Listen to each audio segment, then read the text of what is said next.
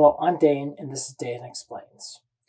Due to the recent developments with the leaked draft from the Supreme Court, I've decided to make some videos on the subject of abortion. The last video was a scientific one, but this one is more philosophical. An argument I've encountered, especially from pro-choice libertarians, is that it doesn't matter if the fetus is human or not. It's aggressing against the mother by taking her resources, and she can kick it out of her uterus or even kill it to stop it. Well, that line of logic is wrong. Let me explain why.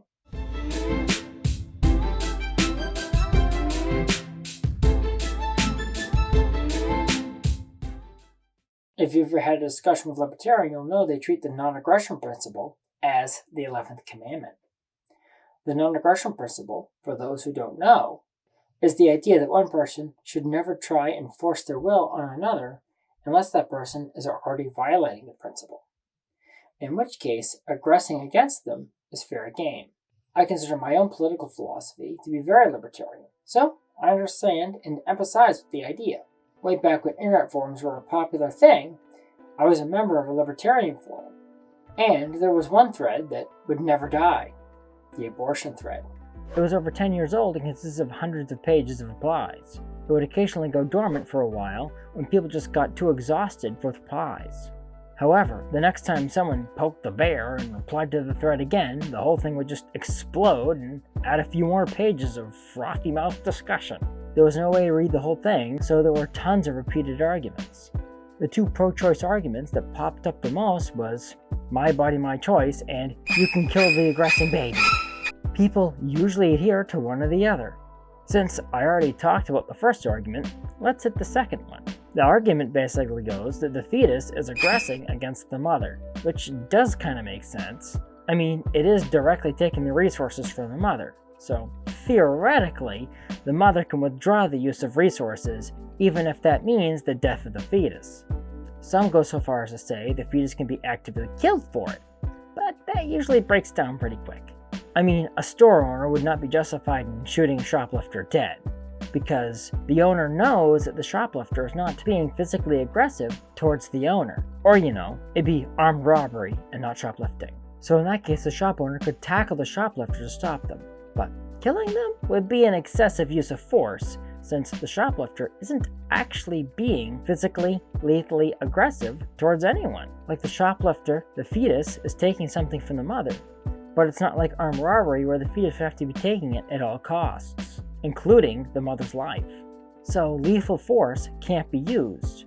However, they argue that you can kick the fetus out into the cold, so to speak, and if it dies, it shouldn't have been stealing the resources from the mother anyway. However, this argument also fails for several reasons. First being that almost all abortion actively kills the fetus. If it doesn't, then it's a failed abortion. This is why some states are trying to make it legal to let the baby just be left to die on its own if the abortion fails. In most places, that would be considered murder through neglect, just like starving someone to death on purpose.